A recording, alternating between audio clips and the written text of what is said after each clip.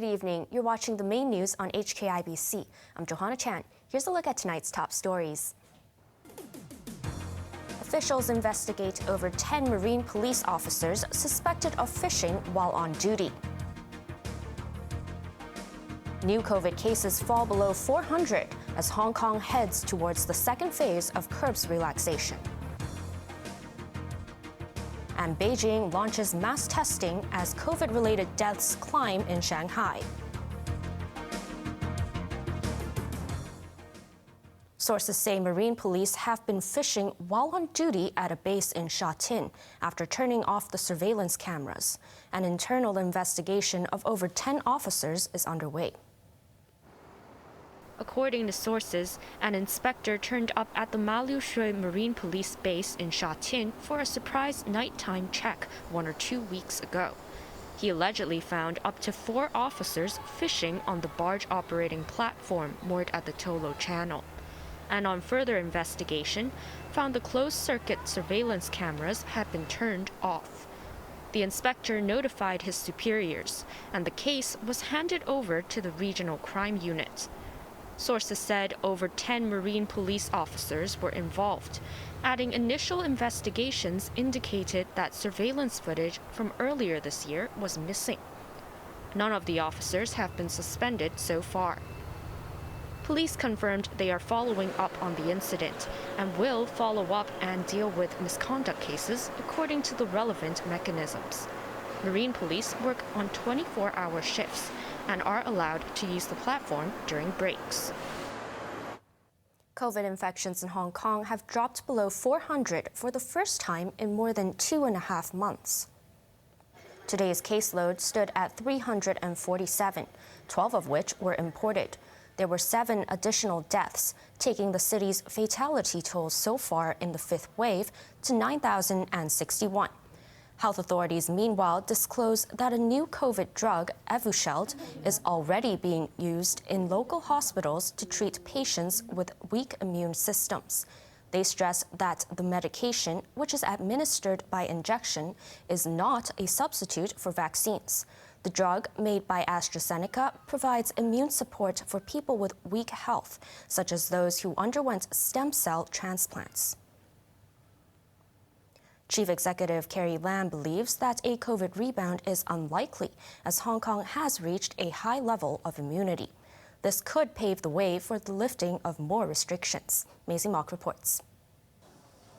Just days after Hong Kong began returning to normality in the wake of the 5th COVID wave, the government said it's on track to ease restrictions further in the second half of next month.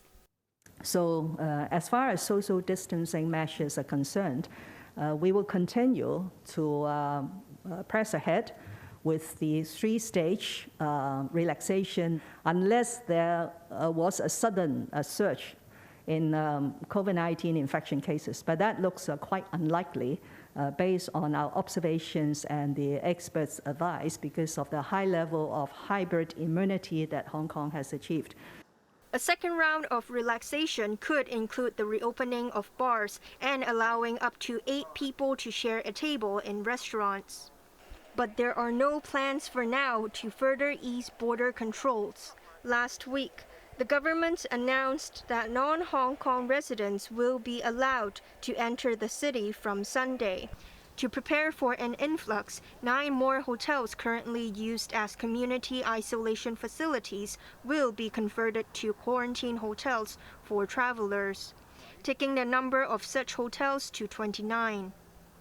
Lam again urged people to get vaccinated and rejected suggestions to offer cash as an incentive, saying it won't be effective. The number of vaccines administered daily peaked on February the 18th at over 102,000 and dropped to 22,458 yesterday. Maisie Mock, HKIBC. A man has been sentenced to 30 days in jail for spitting at doors in a public housing estate block during a COVID outbreak in Kwai Tsing in January. Long Chung pleaded guilty to 2 counts of spitting in public places. The defense admitted that his action was disgusting, but not severe enough to merit a jail term. The 35-year-old had already been remanded for 3 months.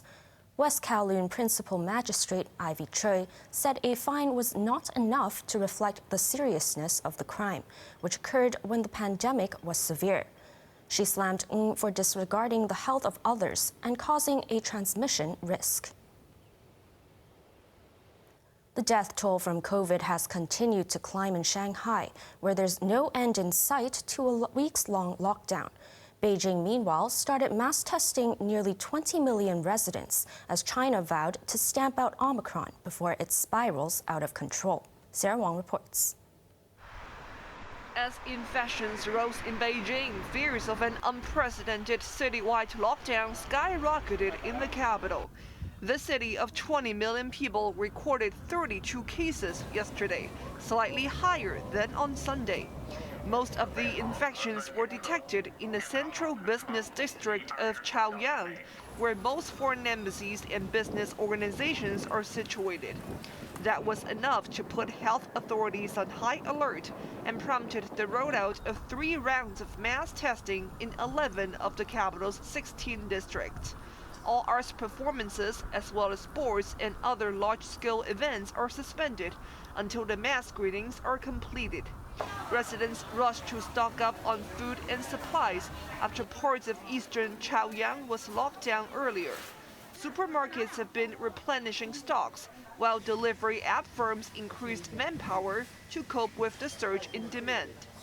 Commercial hub Shanghai remains the epicenter of China's worst COVID crisis in 2 years. Infections with or without symptoms dropped to nearly 17,000 yesterday, signaling an easing of the outbreak that kept the megacity locked down for almost a month. But there were 52 new fatalities. All had chronic illnesses, with the youngest 33 years old. The death toll in the Shanghai outbreak has climbed to 190, and only 12 had been vaccinated. Sarah Wong, HKIBC. The hostilities in Ukraine have intensified as Russia stepped up the rhetoric and warned of a third world war powered by nuclear weapons. With diplomacy taking a backseat, Russian forces escalated attacks in eastern Ukraine as the conflict rumbled into its 3rd month. Here's Sarah Wong again. Russia has ramped up its offensive in the south and east of Ukraine as it struggled to subjugate its neighbor despite its military superiority. The city of Kryamina in the separatist-held Luhansk region has reportedly fallen, while Russian troops closed in on Sloviansk and Kramatorsk. 6 substations powering Ukraine's railways were said to be destroyed in a bid by Moscow to cut off the supply of foreign weapons. As airstrikes and fighting continued, the war of words intensified. Russian Foreign Minister Sergei Lavrov warned of a serious danger of a nuclear war as Washington seeks to weaken Moscow militarily. He accused the West of dictating Kyiv's position during peace talks and urged Washington to negotiate. Ukraine's top diplomat was unfazed and remained defiant.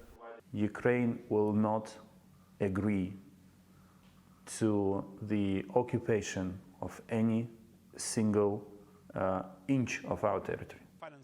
Kuleba urged United Nations Chief Antonio Guterres to press Russian President Vladimir Putin to allow civilians trapped in besieged Mariupol to leave.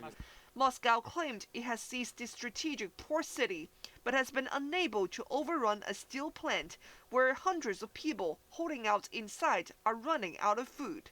Guterres meets Putin tonight, but expectations of a peace commitment from the Russian leader are slim after he accused the West of trying to destroy Russia from within.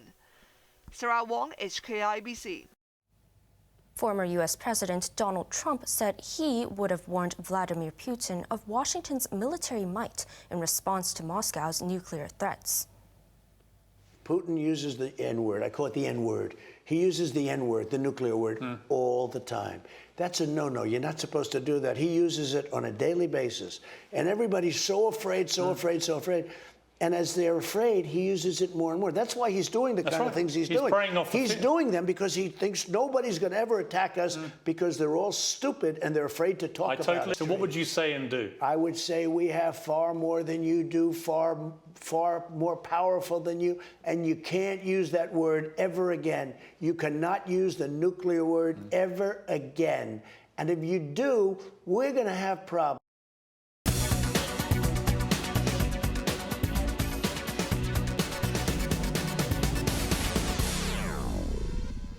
The world's richest man, Elon Musk, has secured a deal to acquire Twitter for $44 billion. The U.S. tycoon vowed to transform the social media platform to a bastion of free speech, but some activists are skeptical.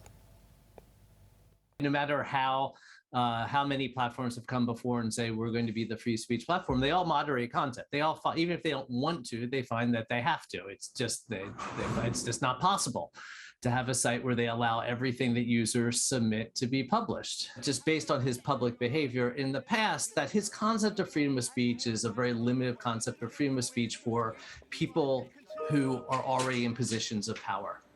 And does not have a great concern or really even a great understanding of freedom of speech for people who are routinely denied that freedom. Musk has been a staunch advocate of free speech and repeatedly vented his discontent over the way Twitter is run. He has opposed permanently banning users from a platform, which he calls the digital town square.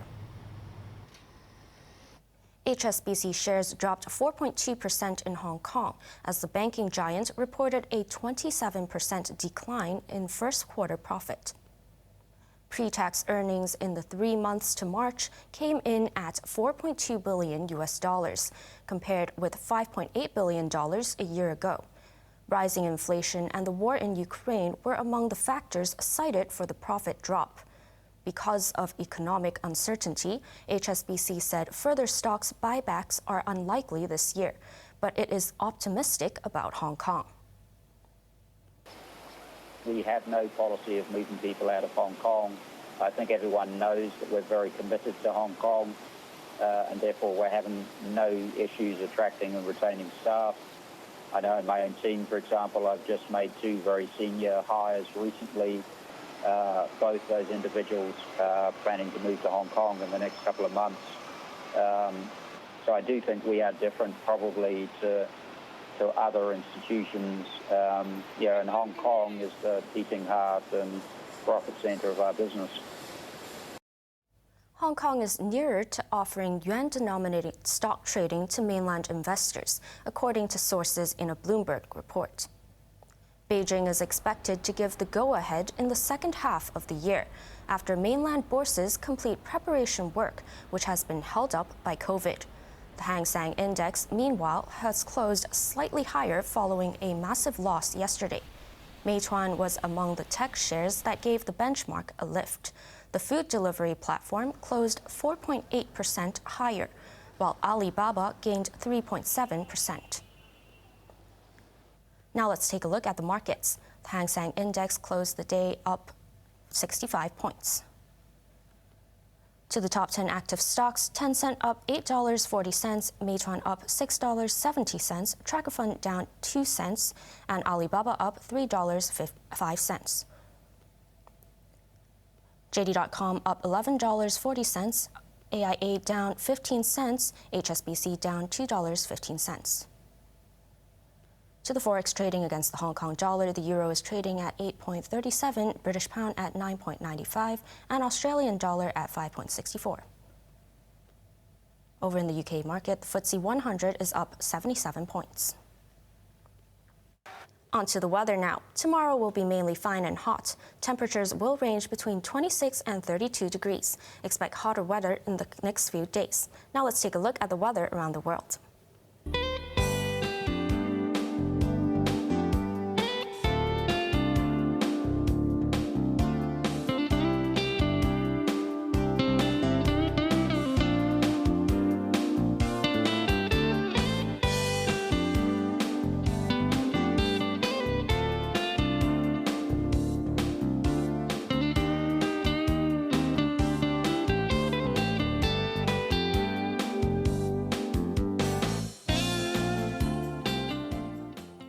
That's our main news for Tuesday night. Join us for more news at 11. I'm Johanna Chan. Good evening.